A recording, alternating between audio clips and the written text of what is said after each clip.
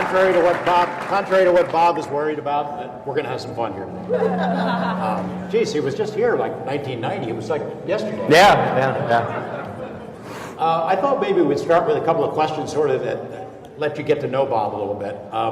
So they played one of the great Super Bowls of all time last month. Which of the teams did you like? Really? We're going to do sports questions? That's kind of what I thought. I don't even know who plays. That's right, you don't. Tomorrow's the Oscar broadcast. Who would you think is the best picture nominee? I have no idea. Because you don't watch a lot of movies. Right, yeah. That's Breaking Bad or Sopranos, which of those series did you like best? You're just not on my channel. Because you live, what I'm trying to convey is you live in Bob world. Right. What do you do? Tell them what you do now. I live in the scientific bubble. That's just about it. I mean, it's my work is my life. Whether I'm working or having fun, it's pretty much the same thing. So it's, I don't know, I pretty much do the same thing. Where you live and what you do, your business. I unfortunately live in Michigan. And you're glad to be in Arizona. Yeah, I would really like to be back here. But the business is United Nuclear Scientific. We sell and build lots of scientific equipment and supplies, supply it to schools, universities, the government, everybody. We also do contract work. We do R&D work, design, construct, prototype, gadgets, weird things for different companies. If they have a problem or something they're trying to solve, they'll come to me and just say, make this work. And, so we do. But the bulk of it is really just selling scientific equipment and supplies and trying to bring that back. Back when I was a kid, used to be able to go into a hobby store and buy chemicals and have a chemistry set. Now, if you see any glassware in somebody's house, you just think they're cooking up meth or something like that. So, we try to change the tide and bring back hands-on stuff into, the current generation. That's one of the stories told about you, right? That you had a meth lab, among others. Oh, yeah, that's true. Yeah, I forgot about that. Do you have any government contracts? We do government contracts. You see where that could go. People, he's working for the government, they're paying him off. He did his job, spread disinformation, now he's working for the government. You're not working for the government. No, I don't work for the government, but if there's contracts, I bid on it. And every faction of the government doesn't know what the other one's doing. It's a complete mess. I want to give them an idea. The question is raised, you're not a scientist. What kind of scientist are you? And I haven't been to your house in Michigan, but the last time I visited you, it was in New Mexico, and there was something built in the house, the building right behind your home. It was, as I recall, a 30-foot particle accelerator. Yeah. You built it. Yeah. What did you do with that? What do you do with your home particle accelerator that's 30 feet long? Well, at the time, I was working on an efficient way of storing hydrogen for, automotive use, so it can be used as a fuel. And some of the most efficient hydrides, materials that absorb hydrogen like a sponge absorbs water, were restricted because they were used in thermonuclear hydrogen bombs. And so you couldn't purchase these materials, but there was kind of a loophole in the law where you could make them. So I had to make a particle accelerator to make the material to use and run tests on. So that's what that was all about. You moved to Michigan in part because you thought that you were going to have some help from state government with the system, right? The hydrogen system. Yeah, kind of. I mean, a lot of things changed. I mean, we moved partly because of, family reasons out there and just to get a change from the Southwest, which I regret. And,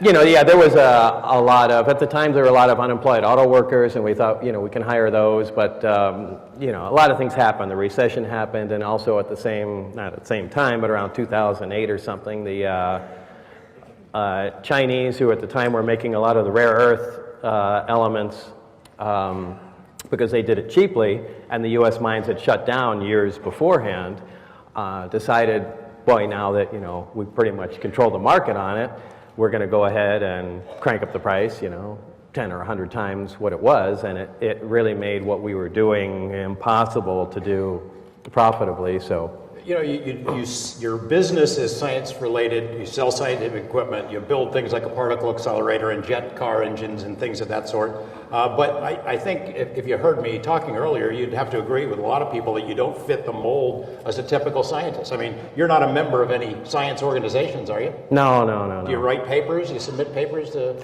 I mean, not typically, not in the normal sense. I mean, when I first went to Los Alamos, what was really annoying to me was the typical pompous, self-righteous scientist, and they would come into town and interact with the ordinary people, and use terminology that was over their head just to get them to say, well, what do you mean by that? And their chest would puff up, and it'd boost their ego, and it really annoyed me.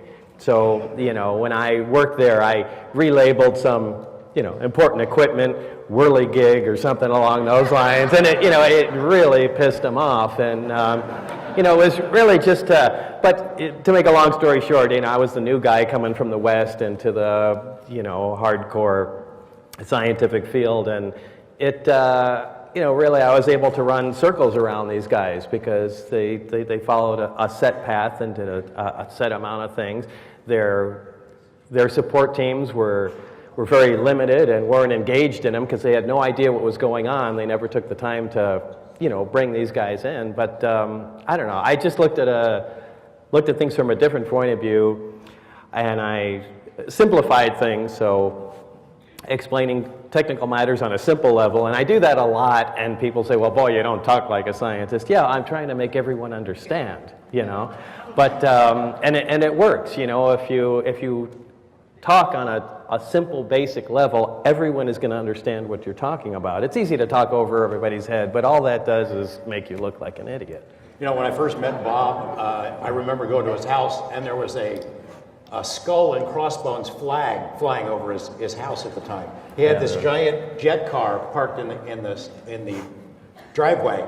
He had these videos that he shared with me that we used in one of those reports where it's a lot of machine guns. He had a lot of really interests, the kinds of interests that you don't associate with scientists. I mean, you heard my comparison to Edward Snowden. I hope I didn't make you uncomfortable, but I mean, it's sort of the same vein. There was a guy who had no academic credentials. He didn't make it through high school. He took online hacking classes. He worked as a security guard. The next time they hear from him, he becomes a computer expert for CIA and NSA. I mean, it sort of fits the mold. He doesn't fit the mold in the same sense that you don't. No, but he fits the new mold.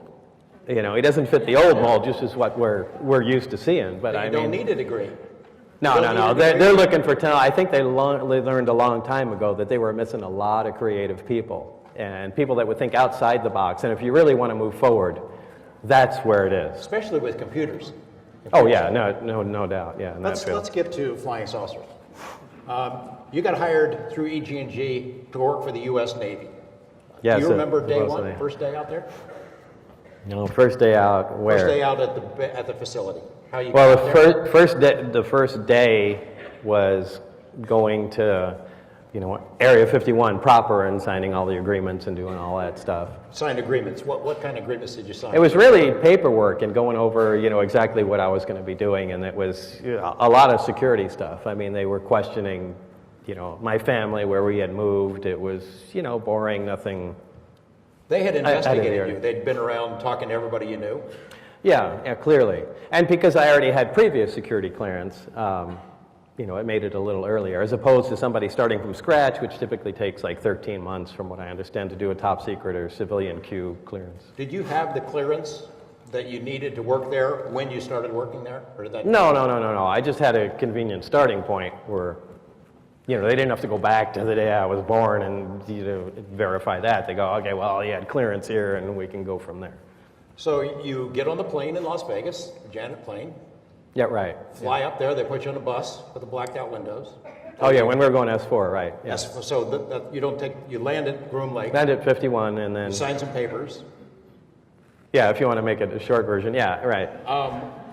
You had told me the story that they started showing these briefing books that sort of laid out the general story. Was that at Groom, or was that? That was at S4. That was at S4. That material would never get north of but people S4. work at Groom Lake who say, I never heard any of this stuff. Of I course. never saw any flying saucers. There is no flying saucer stuff at 51. No, that's, look, 51 is, there's lots of people working there. It'd be hard. When I worked at S4, again, I have no idea how it is today, but, you know, back in my day at S4, there were 22 people that had clearance and knowledge of the ET material, ET crafts. That was it. We were given the list. We knew the names on the list. That was it. I still know the names on that list today. And those are some of the things that I never say anything to you about because... Yeah, why is that? Well, exactly. There has to be some stuff I keep to myself because you know how many times people said, yeah, hey, I worked out there with Bob and so on and so forth. Really? Who are you? What'd you do? And whatever. And it's only the stuff I said. I'm waiting for the guy that says, hey, yeah, I worked out with you and here's some of the other people on the list. Or we did this, or is it? So if I don't keep that stuff, there's nothing I have to verify if some other guy comes up to me. You see it all the time, though, don't you? I imagine you get emails all the time, or you read stories, or you hear claims on, if you watched television, you'd hear it, that is, about people who claim they've been out there, and obviously they're making it up. Well, I mean, the most recent was this... Bushman? I think it was the CIA guy or something like that. Was it? There was an anonymous guy who had he was dying or he died. Yeah, and a lot of people asked me, "Hey, do you know?" And he was apparently very supportive of me, and but I never heard of him. And what am I going to say? I've never heard of the guy and never seen him. Back to day one. You're at Groom. You take a bus to S4 to Papoose. Yeah, it was an old Bluebird school bus, but navy blue. How did you know it was called S4? Did you read that on something? That was just what they said. That's what they called it? Yeah. Mm-hmm. Did you ever see it written down on anything? Yeah. Mm-hmm. And it's an S and a 4 or S-4 or SFOUR or? No, it's a numerical 4. Just S and 4, Yeah. okay. And so you get to S4 and you see what? Describe what you saw. Well, the first time we went around, it's kind of hard to describe. There's got a little mountain or rise, whatever, that ends. And the first time, I have to admit, I didn't notice it. We just drove around, and I thought it was just a flat part of the mountain. At the very end is an entrance, a flat wall with doors, and that's where we parked. We went in. And that's the first time I went into the facility at all. That's where I was taken to the medical facility. That's where I was given the briefings initially, and it wasn't until the second time that I was taken down there that we stopped in the middle because the side that I thought was flat was actually hangar doors that were, really cleverly blended into the side of the mountain. To look like desert. Yeah, great job. When you're inside, can you see all the hangar doors? Or you can only see all 9 of them or whatever it is from outside? What do you mean when you're inside? If you were inside, looking in one hangar, can you see all the way down, see all of them, see more? Or is they separated? Yeah, there's inside each hangar bay, there's, if there's the big door that goes to outside, inside on the sides, I guess I could use the whiteboard. Right. There's, what the hell? Okay. All right, this is going to be a tough one. Okay, so.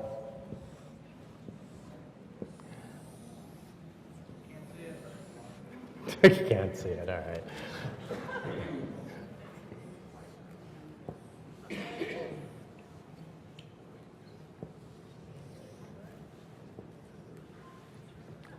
Is that making any sense?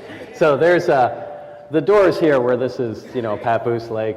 The main doors here roll up. However, inside there are regular doors, and on one occasion, these doors were all open. And when I came in through here on the first, I think it was the first time they showed me, there's the craft in here. These doors were all open, and you could see that there were different craft in each.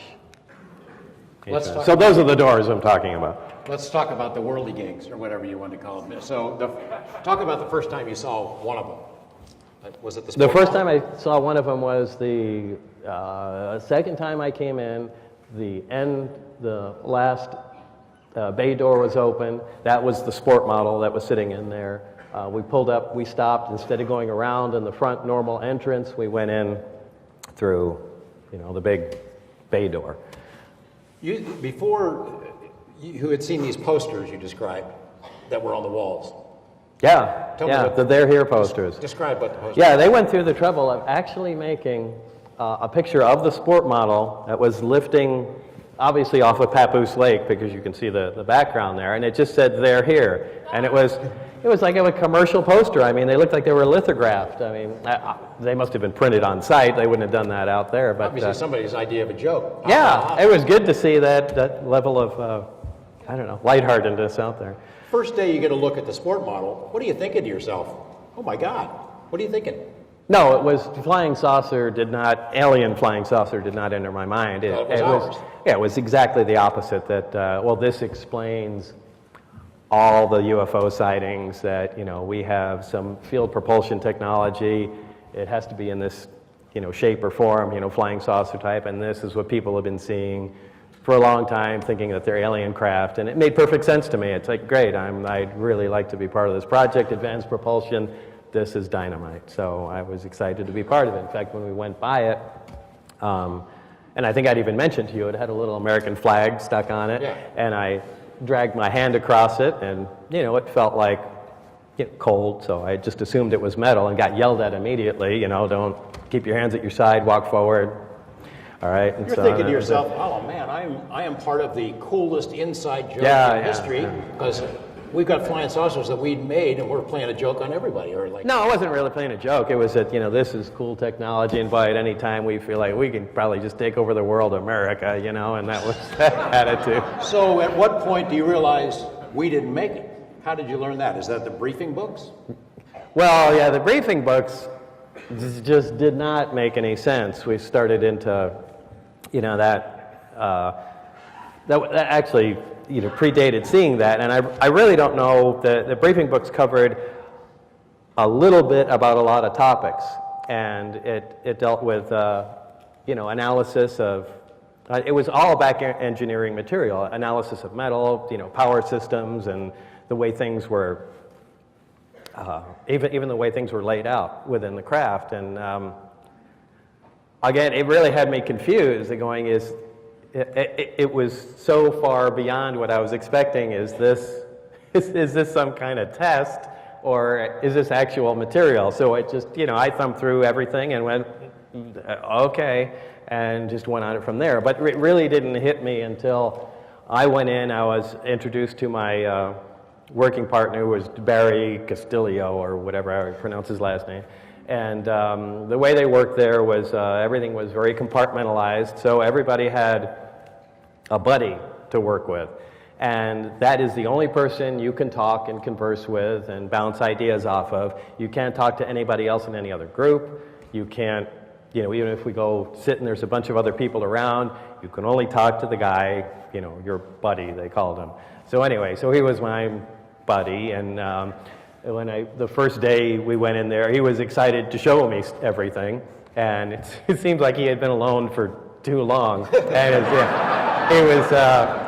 he was really excited that I was there, and I was kind of picking up on his enthusiasm, going, well, he says, boy, you are gonna just die when you see this, and one of the first things he did was, fire up one of the reactor that had been taken out of the craft. Tell that story. Tell it. The reactor is it's a small device. It's probably, just roughly a foot square with half a hemisphere on it. Half a hemisphere? Anyway, there's really nothing there. The top comes off, and there's like a little tower on it. It does. Draw it. Well, oh, this is my eraser here.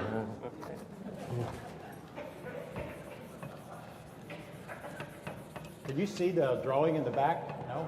Pretty tough. No? Oh, these guys You can't. can. That's not fair.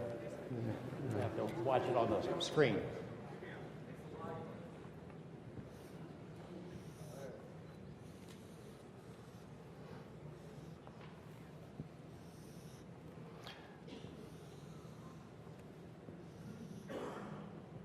Was anything about this in the briefing books about how this worked? You did read about this before you got. There's very little about this.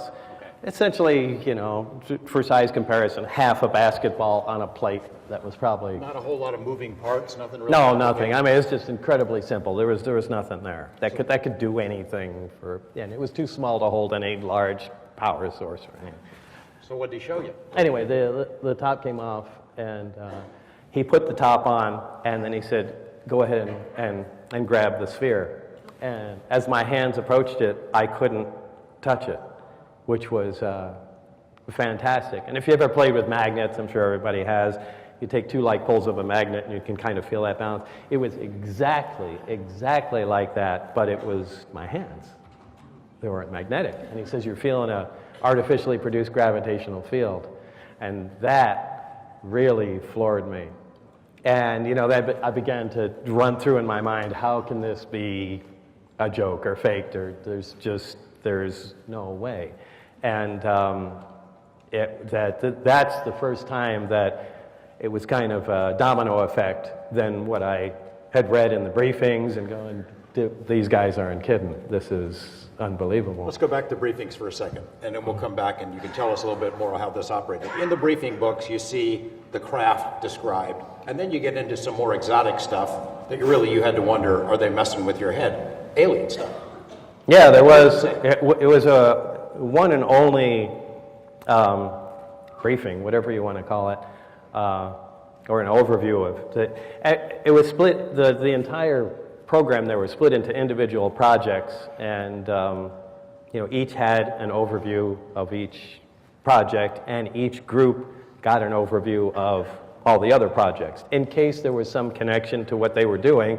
But it was clear they didn't want everybody to know everything. And although the military loves doing that, it really screws up trying to move forward and Too compartmentalized, you can't. It's insane, but they really enjoy that. But anyway, the only thing that dealt with any kind of biological entities. It's essentially what you'd call them. There was just a view of a creature, and the closest estimation I can give you is a gray, because it had a head with the large eyes, but what they were focusing on was a T-cut in the chest, and it was one large organ, and the comments were about how it functioned as a liver, a lungs, a heart, as if all organs had grown together or evolved together, where it was just I don't know, an all-purpose internal organ. Yeah, I guess I don't really have an analogy for it, but that was it. And the accompanying photographs were that organ removed. It was sectioned. It was showing the different chambers. There were indications of it. There were the weights of the different pieces that they removed. So I don't know where the thing came from. Where this was just a briefing of something else, but it was. There's nothing in the briefing book that says this comes from X planet, and you're wondering yourself, are they messing with us, right? Are they messing with me? Are they testing Right. me? I mean, it really didn't. It really didn't hit me at the time. It seems they wanted me up to speed really fast, to where they were skipping too many places to make me feel comfortable.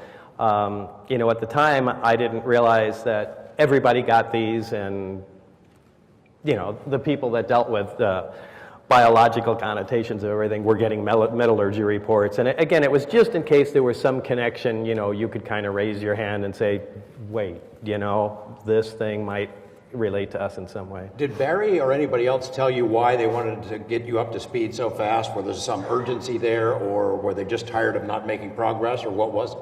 That was never really clear. I know there was some accident prior to me being hired, and you replaced somebody who? Yeah, I replaced somebody. Somebody was killed, and it was playing with the reactor. And they said, "Well, we're going to be working on the reactor." I went, "Well,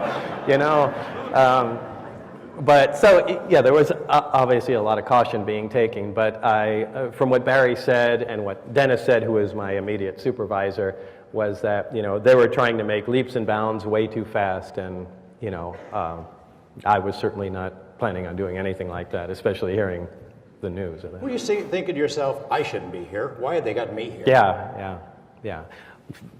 Please, there's a billion people they could have hired, that I thought would have been, a better choice for that. But they really wanted somebody. It seems like they were stuck. And they wanted somebody coming from left field with just new ideas, just to get us out of the rut and just move something forward. Man, well, they get the right guy, the mayor of left field. I don't know if that's the way to describe it. Let's go back to talk about the reactor. So he showed you with this experiment in your hands, you could feel it's a force field, and how they fake that, if they were faking it, is amazing. No, I don't think you can. Then you saw some other stuff, the golf ball demonstration. Tell me that story. Tell us that. Well, that wasn't really supposed to be a demonstration, but... well, in some way it was, and once I said that's unreal. This is a gravitational field, and you can see that it's extremely strong by it, and it tapers off, and it's following the inverse square law, which is the gravity, radiation. The inverse square law is essentially the amount of energy dissipates really quickly as distance increases. So, that was immediately noticeable to me. And he said, well, check this out. And, he had a golf ball and he, winged it at the thing, and it bounced off the field coming nowhere close to the reactor. And, we have those suspended ceiling tiles in there, and it knocked it out of place. And, he flipped out and said, Dennis is going to be back in here, so jump up on there. We're trying to arrange stuff and, fix the thing. And he's knocking the reactor around and going, oh, man, it's my first day, don't screw everything up. So, and I'm taking the dust off the thing, and the second we finished, Dennis walks inside and is, how things going? Great, so it was something. Let's say it's day one. You've read this interesting briefings. You don't know quite what's going on. You do see this technology. It's damned amazing. What is your job? What do they tell you you're supposed to do? The bottom job is not to figure out how this thing works or, let us know what this is. Just, can we make another one of these? So just let us know if you can. Can we duplicate the can technology? we duplicate it? Like it doesn't have to be exact, but find out how this thing works. If we need to make something that's bigger or do it but we want more of these things, and just do it right now. So that was it. And the answer is, can we? Can we? No. No. No. No. No, we're just not even in the same ballpark. Is it because of materials, or we just don't understand how it works? It's both. Look, this is like dropping off an iPhone in the wagon train days and saying, we're going to need more of these. That's it.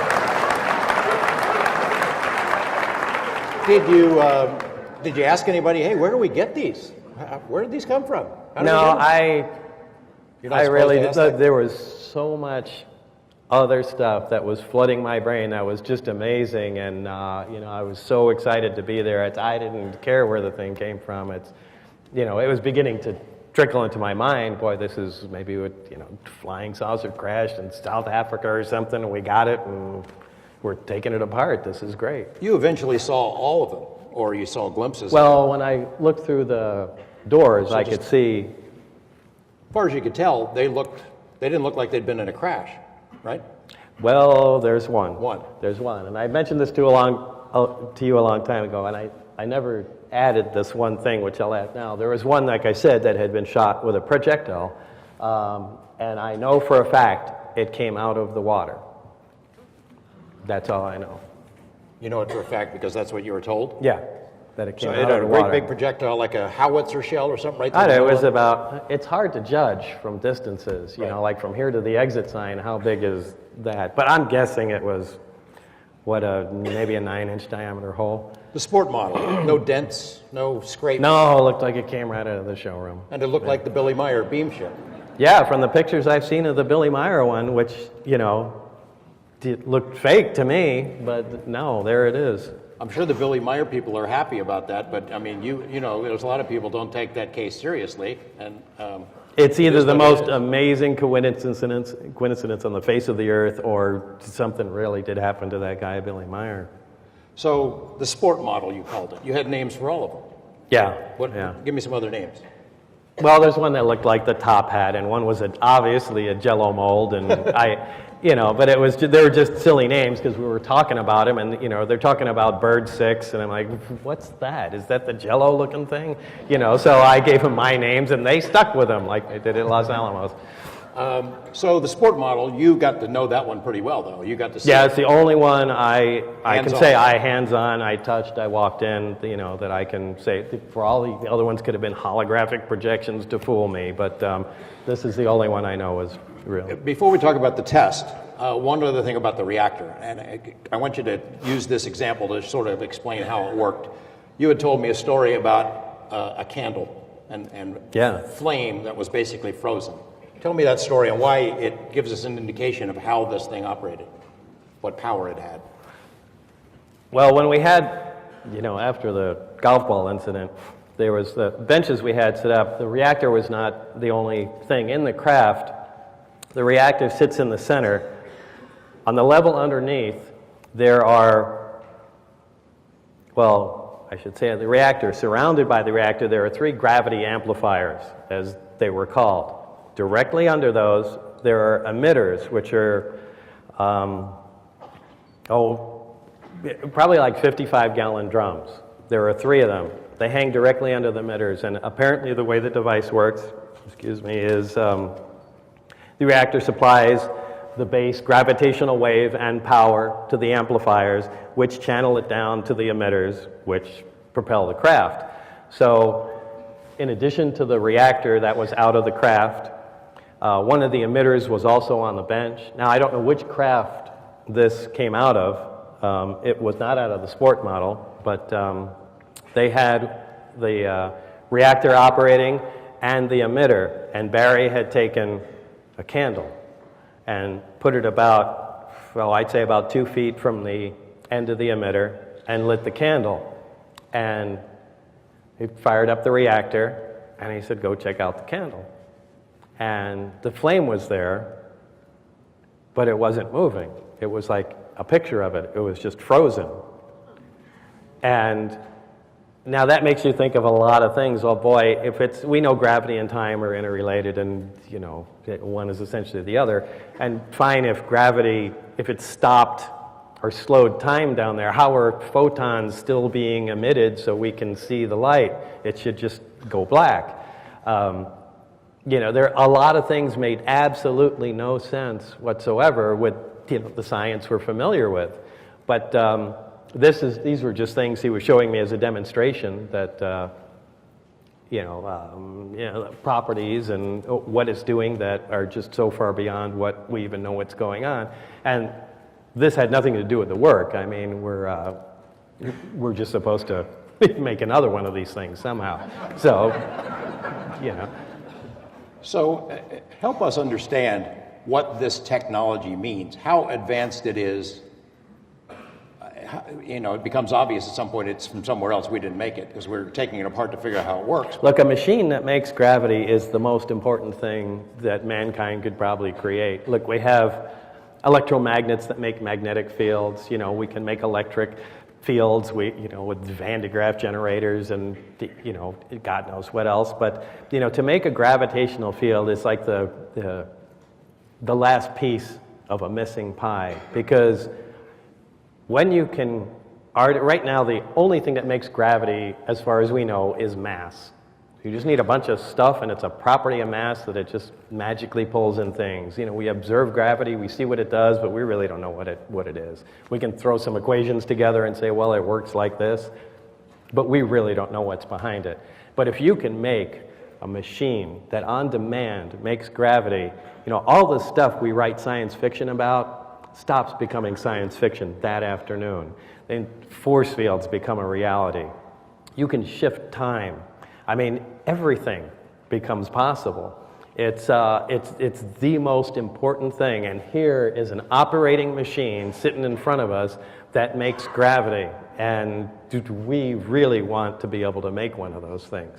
I mean, you could make impenetrable fields. You can have propulsion that is mind-boggling as the crafts operate. It would be the ultimate weapon.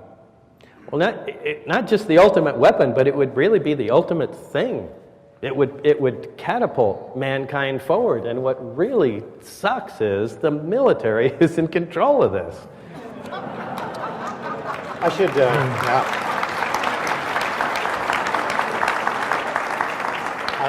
I neglected to mention this during my presentation, but Bob and I have talked about it before. A guy named Ben Rich, who Jim Goodall knows and interviewed several times. Ben Rich was the head of the Skunk Works, which they operated things at Groom Lake, and had been there. They developed the U-2 and SR-71 and Stealth. If anybody would know about advanced technology, it's him and Kelly Johnson. So a lot of people have speculated whether Ben Rich and those guys had incorporated alien technology into some of the advanced airframes that we've got. And I even had a chance to ask him on the day that the Stealth was unveiled out there at Nellis whether any alien stuff was in there. He said no. But other people have talked to him. Jan Harzan, who's here from MUFON, heard a speech that Ben Rich gave at UCLA in which he basically said, we now have the technology to take ET home. We had the calculations slightly wrong, but we can do anything you can imagine. We can travel to the stars. But, he said, the technology is locked up in black budgets and black programs and will never see the light of day. What do you think about that? Well, it's sort of like the same thing you're saying. Yeah, that sounds exactly like what I'm saying. You know, I hope that's not the case, but I mean, how do you pry it out of there?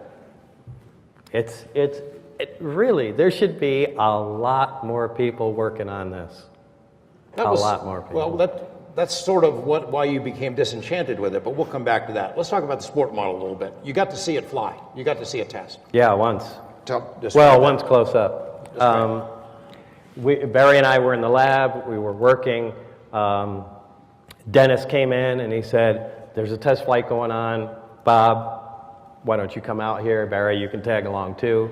And that's when we came in, you know, side door into the hangar. The craft was already out onto the dry lake bed in front of, or the lake bed proper, but it was out in front of the door. And probably about 2 minutes after I got there, the craft just began to silently lift off the ground. And there was a guy between where I was standing and the door that had a small desk, and there was some sort of transmitter on it, and he was just on a microphone talking apparently to somebody in the craft. And at the time, that again immediately set up a red flag in my mind going, that's not supposed to work either. There is a craft being powered and surrounded by an intense gravitational field. How are the radio waves getting into this thing?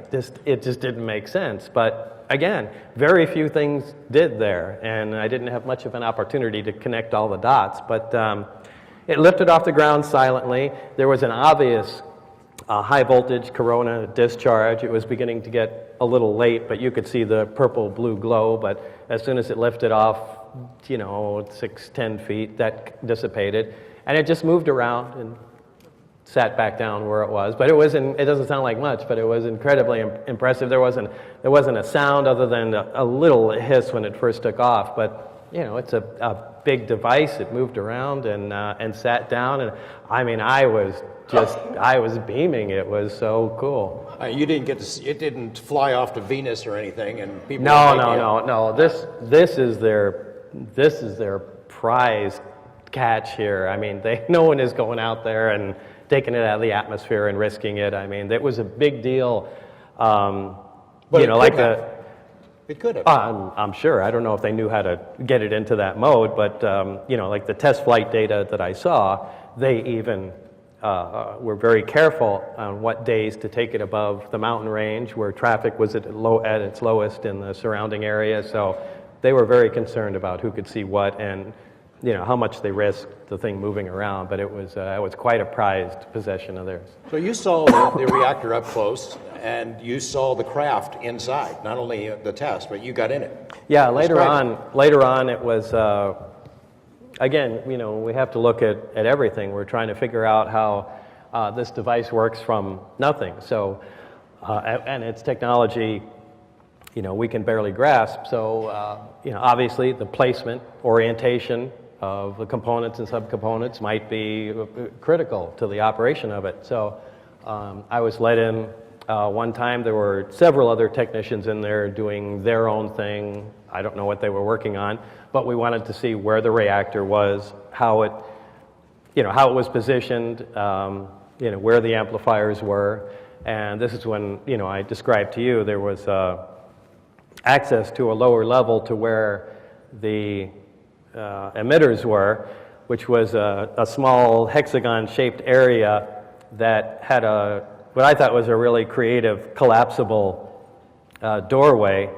And I guess the only analogy is if you take a 6-pack of beer that comes in bottles and you take out the little divider there, if you stand it up by itself, it's really strong. It'll hold a lot of weight, but you can easily collapse it flat by the side. This is essentially a metal version of that, and it was a hexagon shape with a little hole, and you can walk on it, but you can just put your finger in the hole and pop it, and the whole thing snaps over to where you have a hole you can kind of stick your head upside down in, which is what I did. I just leaned in there, and they wanted me to see how specifically how the arms that held the emitters connected to the bottoms of the amplifiers, and those in themselves were fantastic technology. Describe the interior, what it looks like. It's very, very bland. If I, again, was to give you an analogy, I would say it was if you put all these components in there, pretended everything was made out of wax, heat it up for a bit and let it cool off. There was never a sharp angle anywhere. Anytime something sat somewhere perpendicular to it, it had a radius or curvature to it. Everything had a smooth curve everywhere. It was all one color. Was it all one piece? It looks like it was one giant inject and molded thing, but there was not a seam, there was not a rivet, there was not a fastener. It was just all there. Any buttons? No place to put in the key? No, and there was no wiring. You mentioned about, I'll use the term, furniture, because we both got a lot of grief. Furniture, yeah. Well, that was because this was, I think, the first interview on TV, and I was frightened for a couple of reasons. First of all, I wasn't supposed to be saying anything, and the fact that it was on TV, and I didn't know what kind of big mistake this was. And so you asked me what was inside or describe, and I was trying to think of the word seats, and I couldn't in a million years get that out of my mind, and all I could say is there's furniture in there. And I know it sounded ridiculous, and everybody said, well, that guy can't be a scientist. He doesn't even know what the word seat is in. It's just stress does that to you. It was the size of it, though. It was small. Yeah, it was, yeah. Furniture. Well, yeah, that's quite a critical point. Everything was very small. It looked like, maybe that's where it popped into my mind, because I was thinking of, the children's, furniture set or tea set you get for little kids that have, the little molded chairs and little tiny, but that's exactly what it looked like. It looked like a little furniture set for kids. So, and obviously it was uncomfortable to walk around in. When you first come in the side, you have to hunch over. The only place you can stand up comfortably is, right by the reactor in the side. So whatever built or used the thing was obviously smaller than my stature. I'll come back to the term "the kids" a little bit later. So somebody did the test. Somebody was in it. They must have figured out a little bit of how it operates. Yeah, obviously. And in the sport model, the one that I went in, they removed one of the amplifiers, which was really shocking to me. Now, the reactor and emitter, all those were in that one. So that must have come from another craft, which made me at least partially to believe that these all may have the same power systems in them, which, really makes you think that's... So the one you had in the lab that you were working with... Yeah, the components had to come from somewhere else. Same one that was in the sport model. Yeah, but wasn't the sport models. So,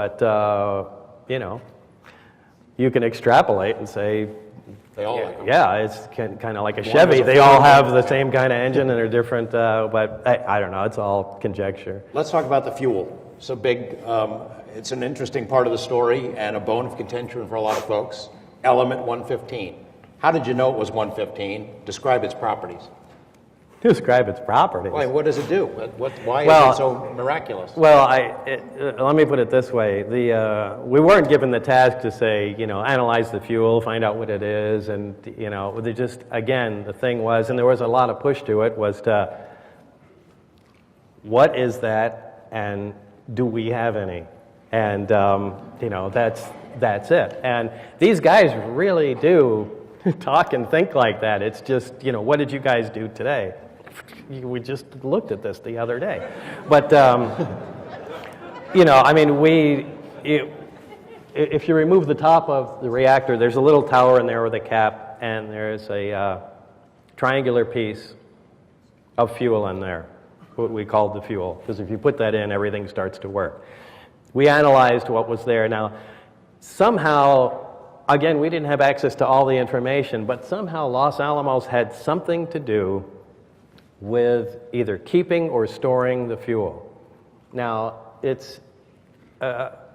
we did all kinds of tests on it, not just us. We had to send, all that equipment isn't there. We don't have, all kinds of interesting spectrographs.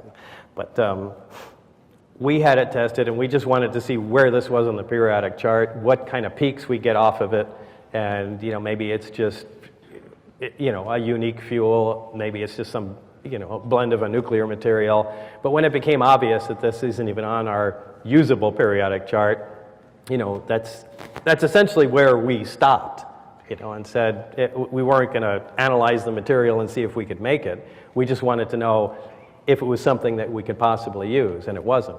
You told me that we couldn't make it. Why couldn't we make it? Well, just like any heavy element, or super heavy element more specifically, the only naturally occurring heavy element's uranium. I mean, as soon as you get anything heavier than that, a larger number of protons, you have to make artificially. And that's a difficult job, because you either, like to make plutonium, which our country loves, you have to take other materials, put them in a reactor, let it run for a couple of years, and then you can, in the case of plutonium, you can chemically separate out, the small quantity of that. Now, even heavier elements, there's more difficulty obtaining. Extremely heavy ones, like 110, you have to make that on an atom-by-atom basis, an accelerator, where you're, accelerating single atoms or beams of other atoms, near the speed of light, smacking them together, and it doesn't make a usable quantity. You may get the interaction you want, and it flies off and hits a detector, at a fraction of the speed of light, and you go, that was 115. And, that's when they say, we synthesize 115, that's what it is. It's not like a cup pops out and we've got some, It's just, a particle comes flying out, and we go, well, at these angles, at this magnetic moment, at that speed, it will be 115. And if you get a peak at that, boom, it comes off. It's a little display on a thing, and right, we made 115. But, to actually make usable quantities, forget it. It would take, the entire resources of a country forever, to get a gram or so. How much was up there? Well, they say there was 500 pounds of the material. Now, was that recovered in a craft? Was that separate? They certainly didn't synthesize it, but, where it came from, I have no idea. But again, Los Alamos had something to do with it, because they renamed it LA 1000. I know there are shipments back and forth there, but I think it had to be, from what I understand, it had to, if you assume a cylinder of this material, it has to be machined into a cone, and that cone sliced, it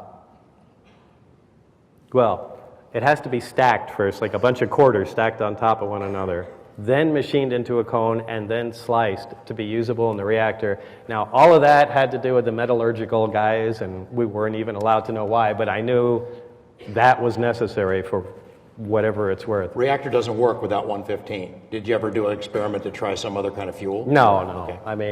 I mean, quite honestly, we really didn't know what was going on there. I mean, we had a basic idea of, at least we thought. Again, we just had to report to what was going on, so it's not like you can ever say, you know, we really don't know. We've been working on this 2 weeks. You better come up with something. So it's, you know, look, we think it's an accelerator, and you know, we've identified that that's, you know, 114, 115, 160. It looks like it's 115. It's an element, and you have to explain this stuff to guys that absolutely have minimal scientific background, and just try that when you're dealing with stuff that's not even, you know, from the earth. So how does it work? I mean, how does it work?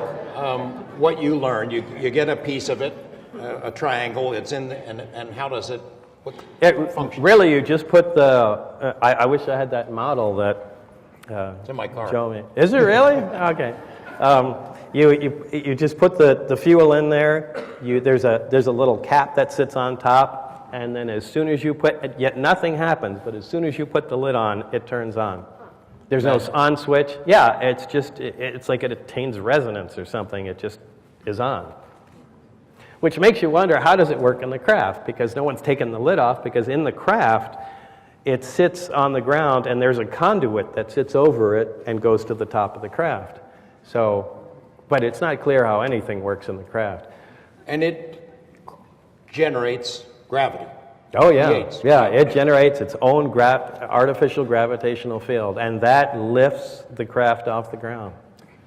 We've had conversations in private about how this accounts for some UFO cases. I mean, it in effect achieves invisibility in a sense. You can be standing right next to it. Yeah, absolutely. Yeah, because light, it will bend it around there, and sorry, I didn't leave that. I left out that pretty important observation.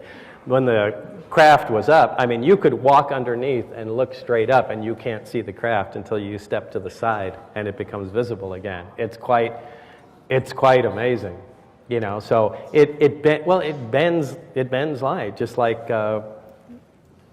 you know, you could see on a hot roadway in the summertime how heat would affect that coming off of, you know. But here you're in a much more controlled situation, and the shape of the gravitational field, the artificial field around the craft, if you look at that and then we're able to stand at different vantage points, you can just look around it. Now, this isn't something new. We know this from, you know, looking at faraway stars.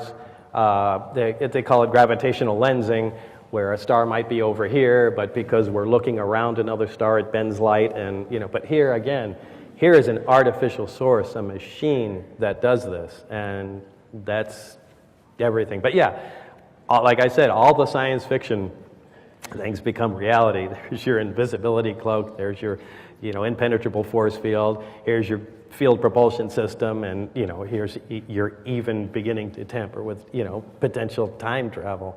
It occurs to you, hey, this could work not only in space but underwater. Maybe that's why the Navy's interested in running the program. I mean, it's odd, isn't it, that it's the U.S. Navy running the program out there? You know, that never occurred to me.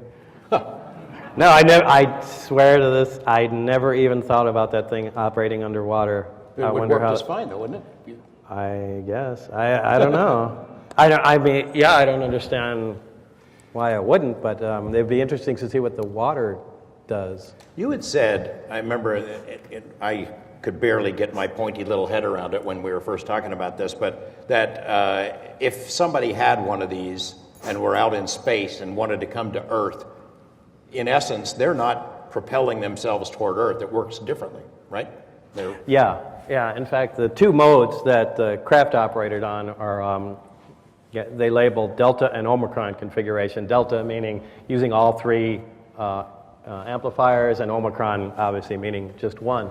And the way the craft would work is, let me get rid of my reactor here. Now I'm going to draw a really bad flying saucer.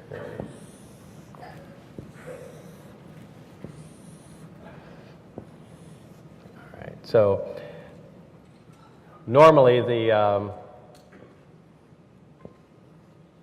you would have the three amplifiers hanging, or the three emitters hanging down in Omicron mode. A single one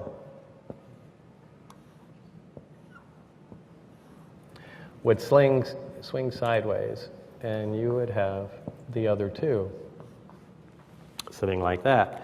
Now, what happens is the two that are facing straight down essentially act like a pedestal where they just keep the craft steady.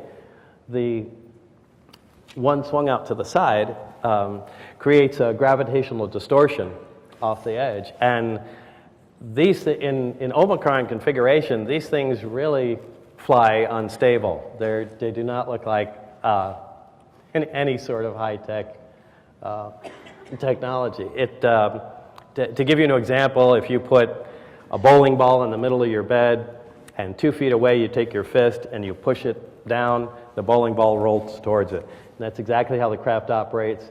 It focuses a single emitter and creates a gravity distortion, essentially a divot in space-time, and the craft rolls forward, in the distortion. So that's basically how the thing moves around.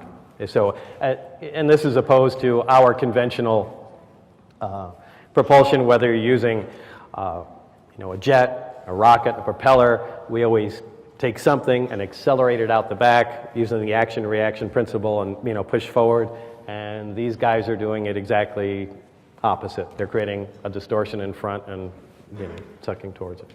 When element 115, of course, when you're talking about this stuff, it did not exist. We're still years away from it. But you had told me in that first interview, look, we believed that there was an island of stability somewhere, 115, 116, somewhere in there, and maybe someday we'll be able to make it. It didn't exist then, but they've made it since. Tiny little piece, as you said.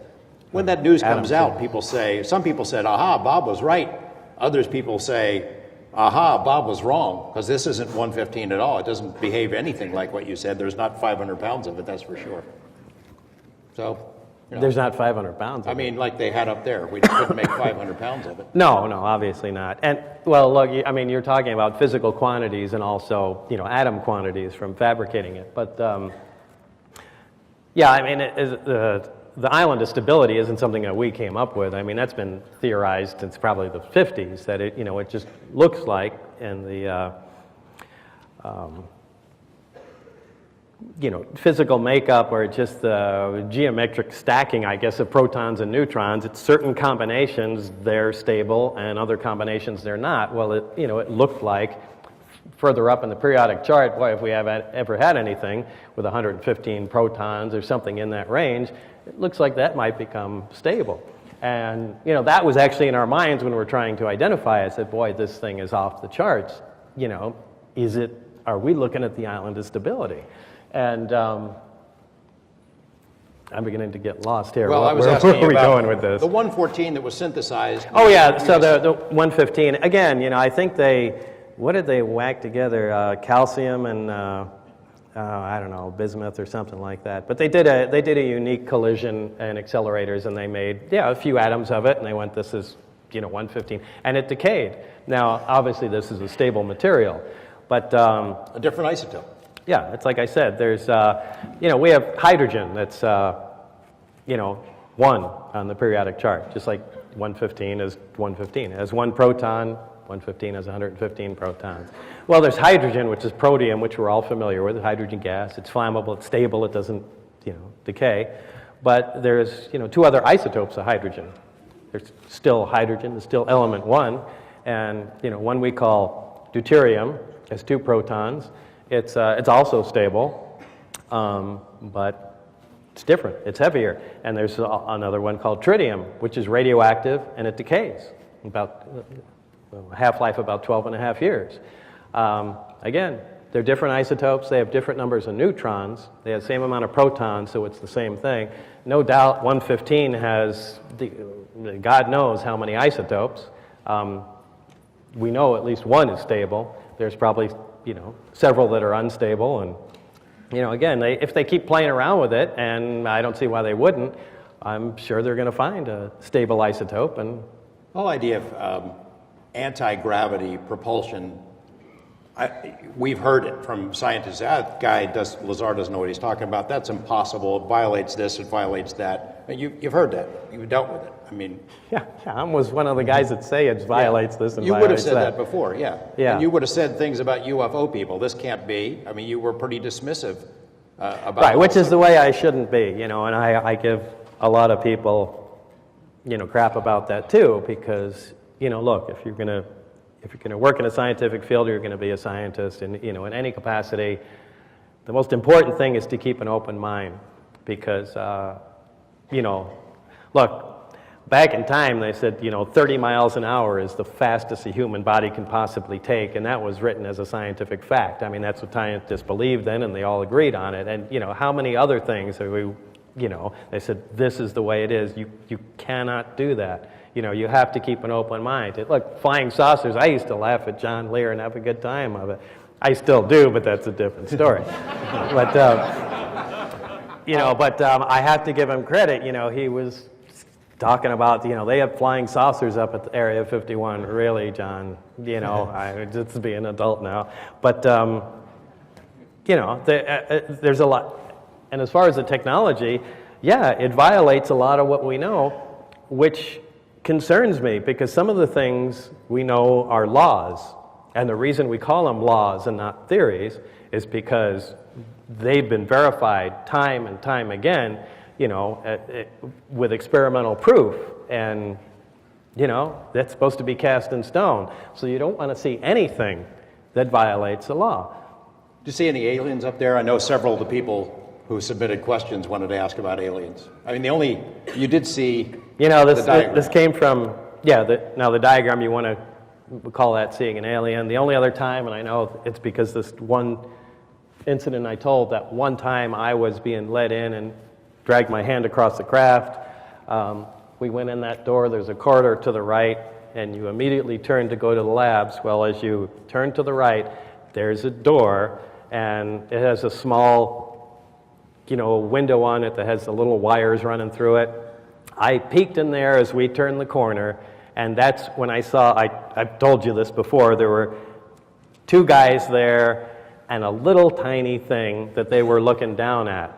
And I just walked by, told to keep my eyes forward, and, I think I told Gene that and a couple other people, and I said, well, you probably saw, well, not that Gene said that, but, well, you probably saw an alien or whatever. I don't think that was the case. I think even to this day, I think they had a little doll or something because they were trying to find out, whatever size creature would fit in the craft, and, they were you just recognize the term the kids? Did you ever hear the term the kids? Yeah. And that's referring to? The creatures that ran the craft. So they called them the kids wherever these craft came from. But you never got an answer how we got them? Or no, that was just incidental talking that, so had nothing to do with me. You've heard all the stuff over the years. Of those who don't believe your story, they believe you're either making it up or it's disinformation, that you're working for them out there that's spreading the story. So you're making it up? No, sorry. Could you make it up? No, really? No, I'm sorry. That's way too much for me to handle. No, really, I don't. And I know, look, a lot of people are into, UFO stuff, and I just kind of exploded onto the scene and said, hey, I don't follow UFOs, I don't follow reports, I don't know who's researching what, I don't know the names of people involved, and but on the other hand, I know people make their living doing this sort of thing. And, if I just pop in one day and say, hey, this happened to me, I did this and this and this, but, I'm out, I'm not part of this, I can understand how that can interfere with their, income stream or their belief system or whatever, and they need to attack me, but look, what I said happened, absolutely happened, period. That's it. Thank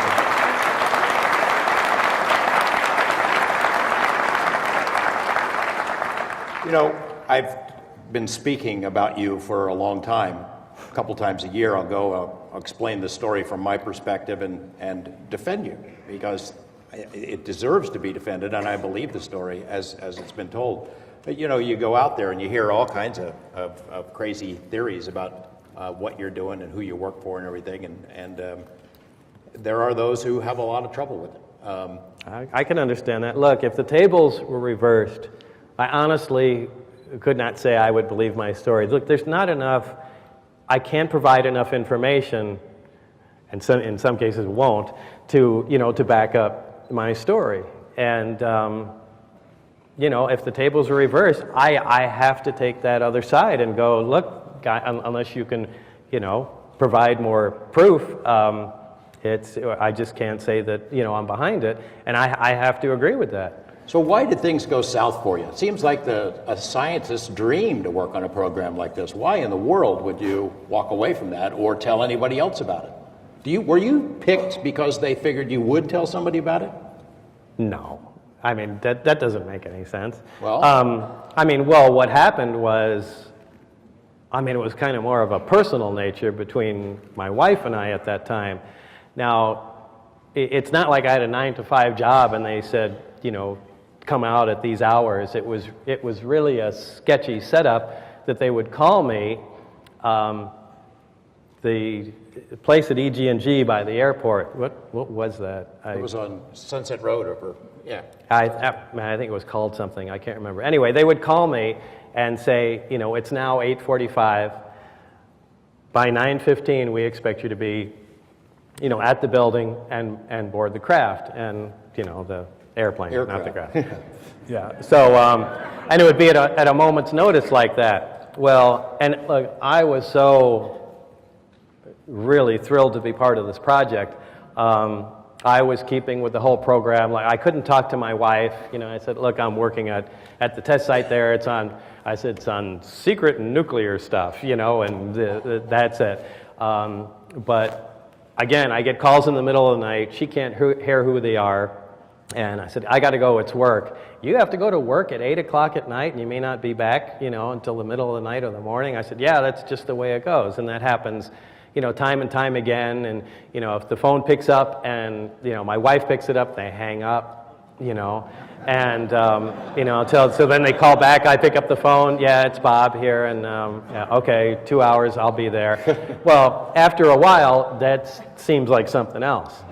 In fact, maybe not after a while, but pretty quick. And,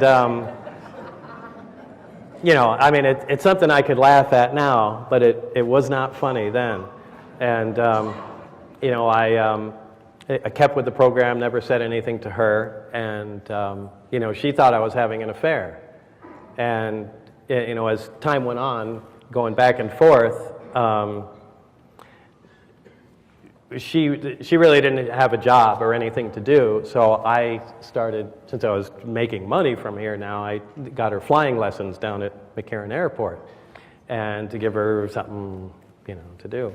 And anyway, she started having an affair with the flight instructor.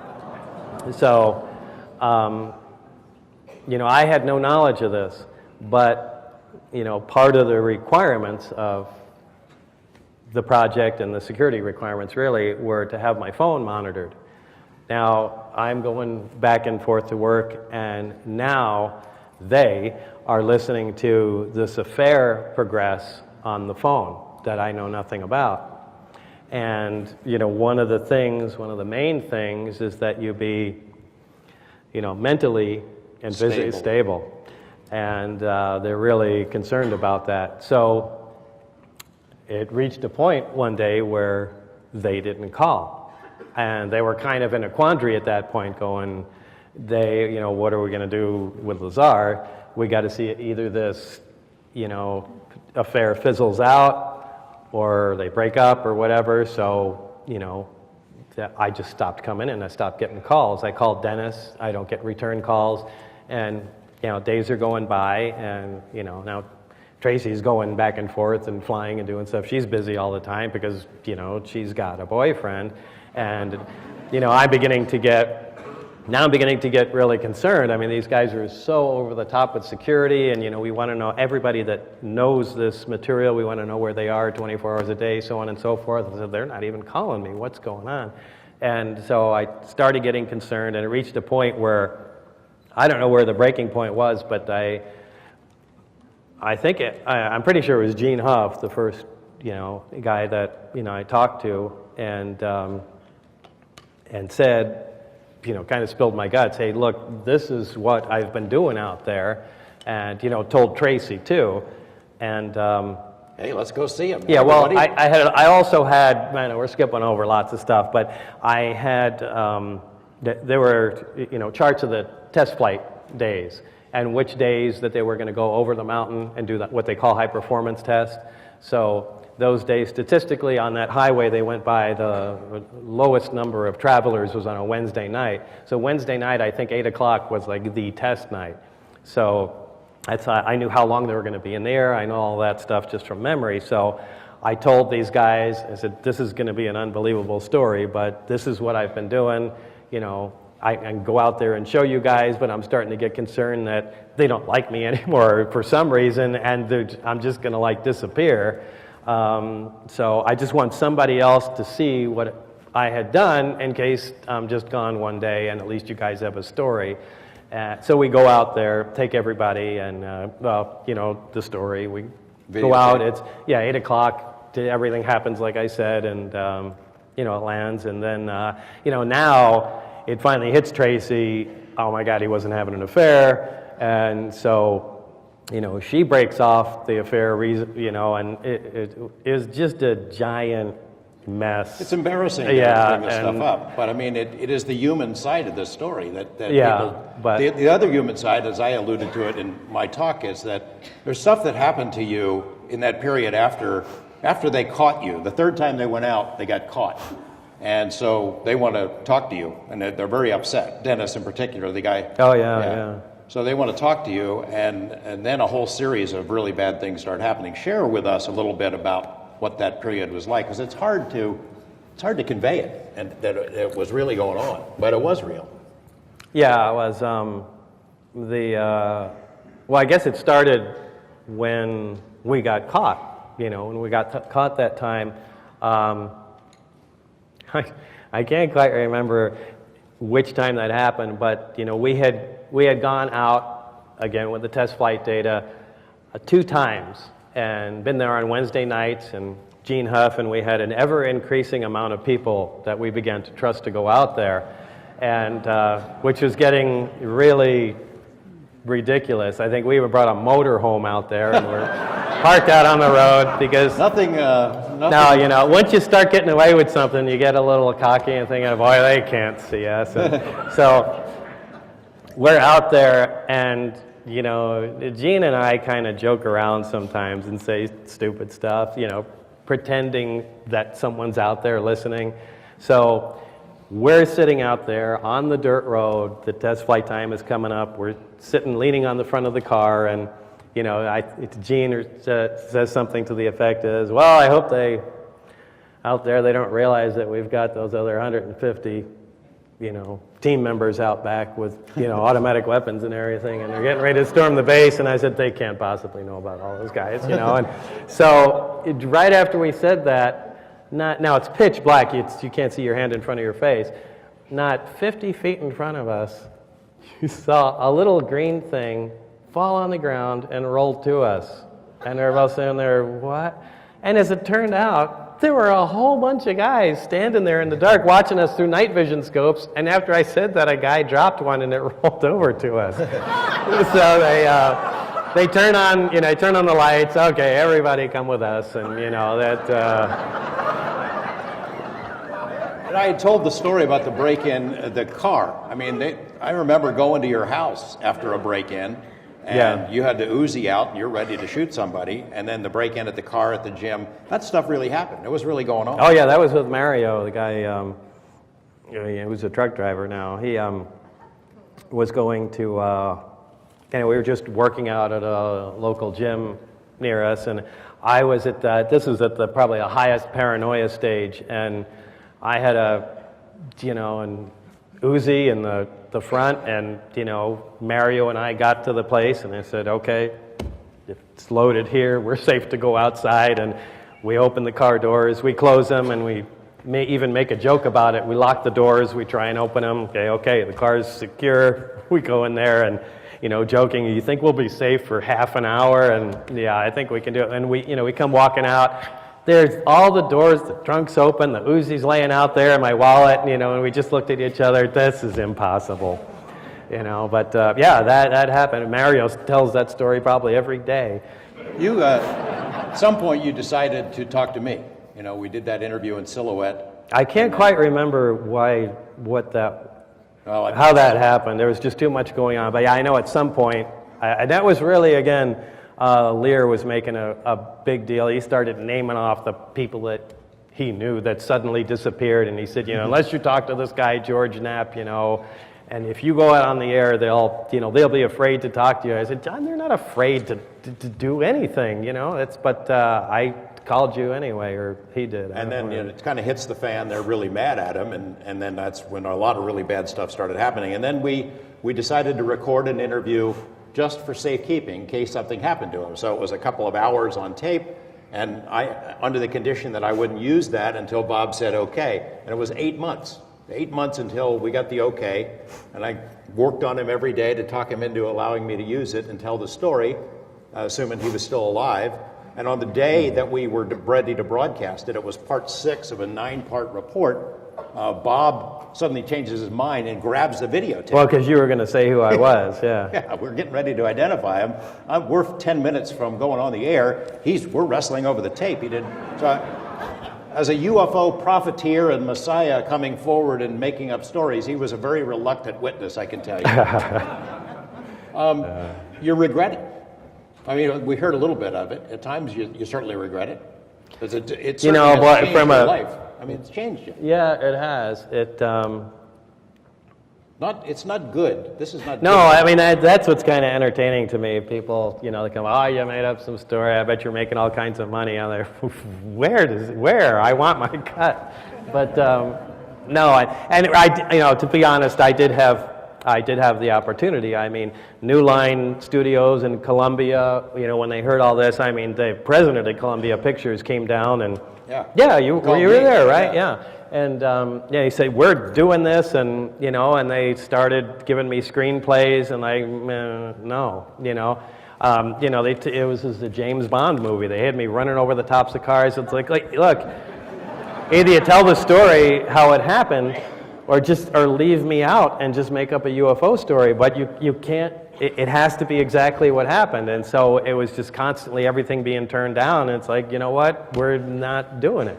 I had mentioned before about me going out and doing presentations about you, and one of the things I always said is that, look, Bob doesn't show up at UFO events. He's not cashing in on it. There's nothing wrong with those who do. If you can make some money at it, more power to you, because it fuels the research. But you've never done that before. That's not the case anymore. Why did you decide to come here? Well, I really didn't. You are here. Yeah, I know, I'm here, but now I know a lot of people mentioned, look, there's this big UFO, and I've never been to a UFO convention. I mean, I thought they were like Star Trek conventions, people walking around with antennas and stuff. But, I didn't want to have any part of that, and, the people that arranged this, and no, this is the class thing, just come down, it's 25 years, once in your life, just say something, and well, everything I've said has already been said either on the internet, and why would anyone even care to just hear it again? So I finally just said, okay, fine, just to stop you from hassling me. Well, but wait.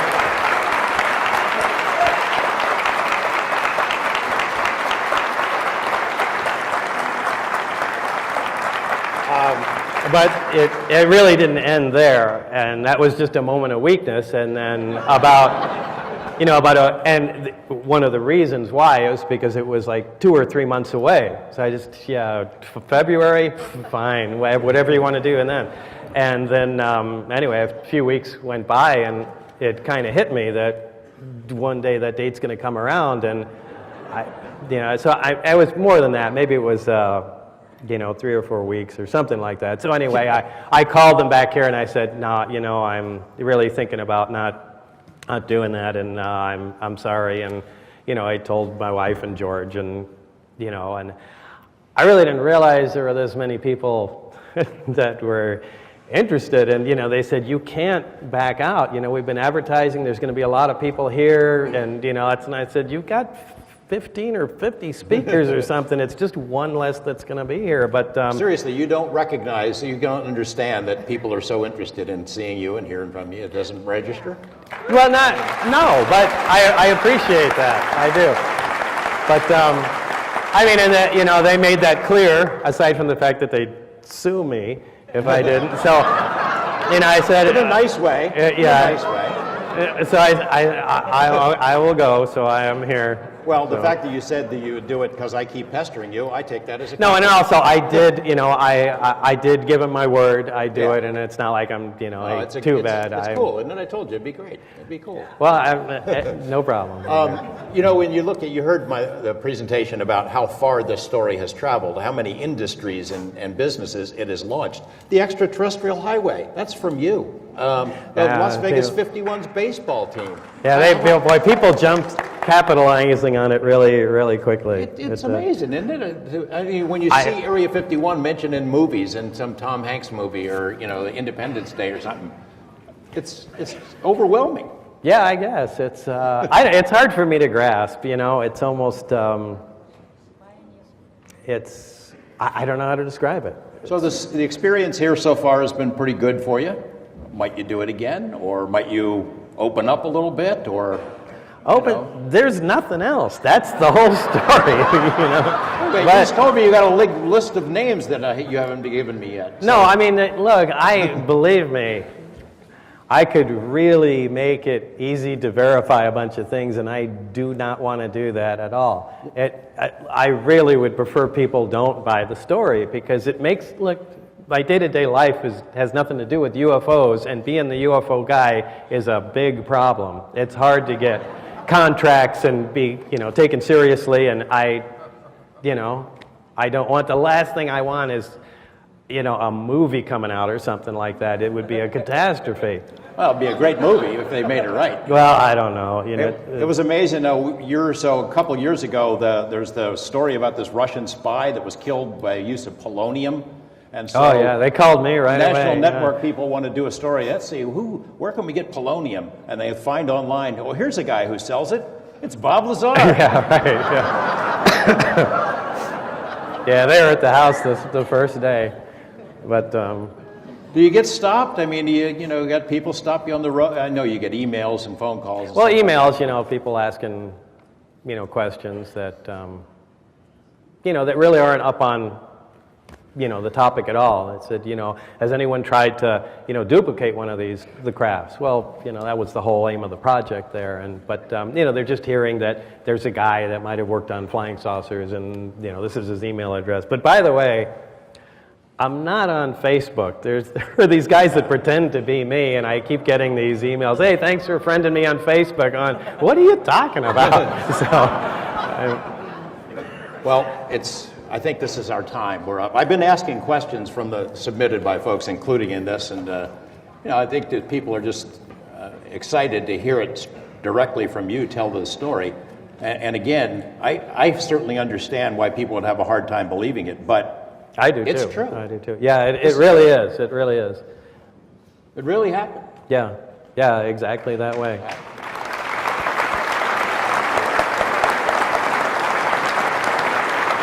Thank you. I want to thank you all for coming. Hope you enjoyed the conversation with Bob, and maybe I can pester him into doing this again sometime. I don't know. Thank you very much. Thank you.